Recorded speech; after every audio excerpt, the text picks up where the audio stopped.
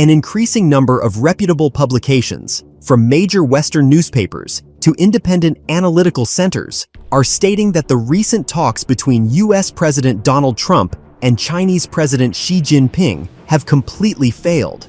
While earlier reports offered optimistic press releases and photos of handshakes, insider accounts now increasingly suggest that everything went simply badly. The sides failed to reach agreement on key points, and the concessions made by both China and the United States turned out to be more symbolic than real. Some sources say that behind closed doors, Trump and Xi were counting on large-scale mutual concessions. Washington wanted Beijing to sharply expand purchases of American agricultural products, grant technology access, and lower barriers. Beijing, in turn, demanded the removal of high US tariffs, broader access for Chinese companies to the American market, less pressure regarding rare earth metals, and the lifting of export restriction threats. However, both sides discovered that their leverage was roughly equal and their positions too rigid. Instead of seeking compromise, they demanded too much from each other, and in the end, both lost the talks. As one major newspaper put it, restrained optimism has turned into anxiety. The American administration increasingly warns internally that the scope of the trade war may expand, while the Chinese apparatus, according to analysts, has shifted from dialogue to preparing for the worst-case scenario.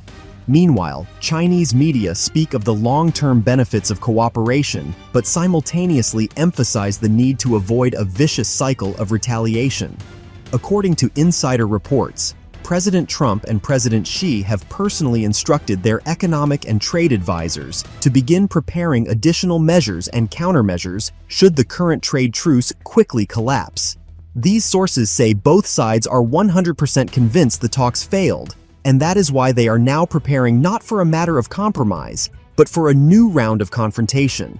Despite numerous positive statements and smiling photos, the data presented by the media indicate that both sides have already started internal preparations.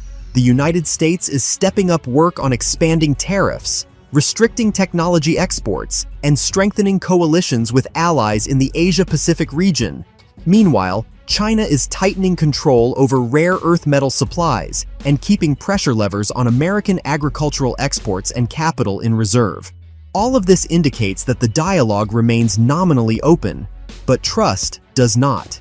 Several reputable outlets have already noted that the concessions announced, the partial reduction of US tariffs, China's commitments to resume soybean purchases, and to limit the export of fentanyl precursors, represent more of a window in suspension than a solid agreement.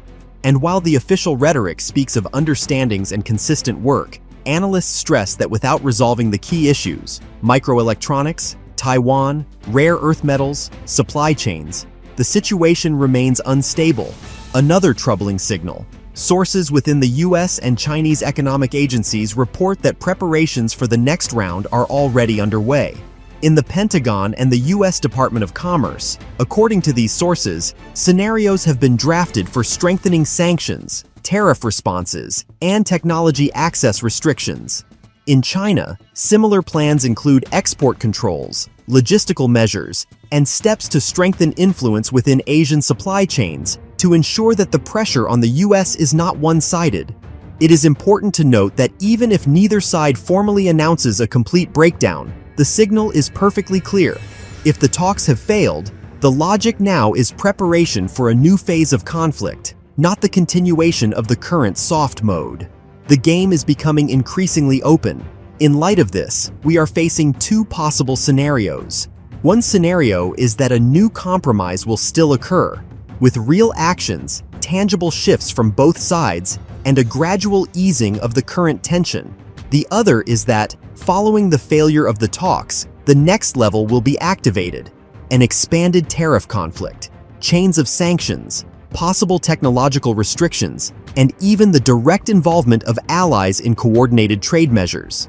Everything remains in a state of waiting, but the clock is ticking. What is especially important now is that it only remains to wait and see who will make the next move first. Will it be the United States, introducing fresh tariffs and restrictions, or China, activating its levers in the fields of rare earth metals, logistics, and supplies? In either case, the stakes are high. This is not merely about trade, but about strategic rivalry between superpowers, about the roles of the United States and China in the global economy, about dominance in supply chains and technologies. In summary, the talks between Trump and Xi Jinping, despite their polished appearance of reaching agreements, have in reality turned out to be a weak compromise that solved none of the core issues. Both sides, according to insiders, are convinced of the need to prepare for a new phase, and the window of the soft regime may now be closing. The world holds its breath. Who will make the first move, and what will be the next step in the trade confrontation between the two superpowers?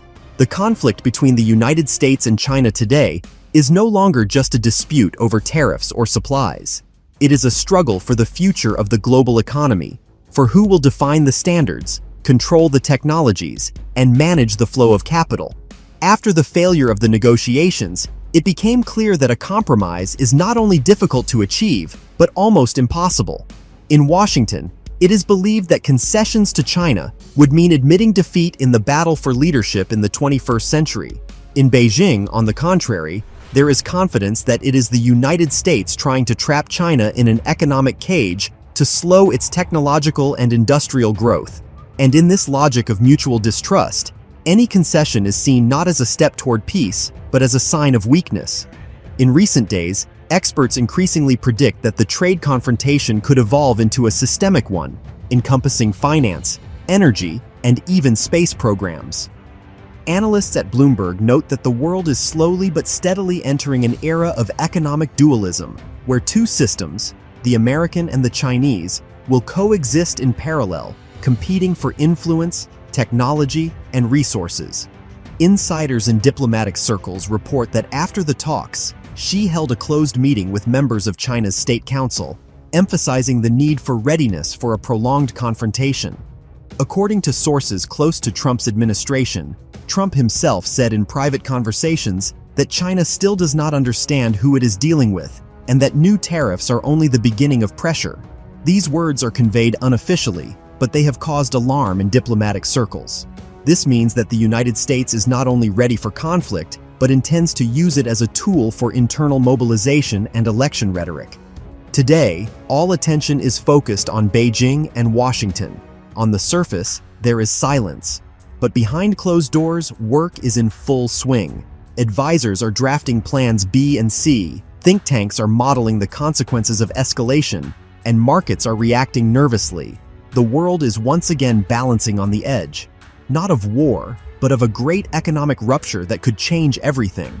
And while politicians continue to speak of the pursuit of peace and mutual understanding, their actions tell another story, one of preparation for a long and exhausting struggle.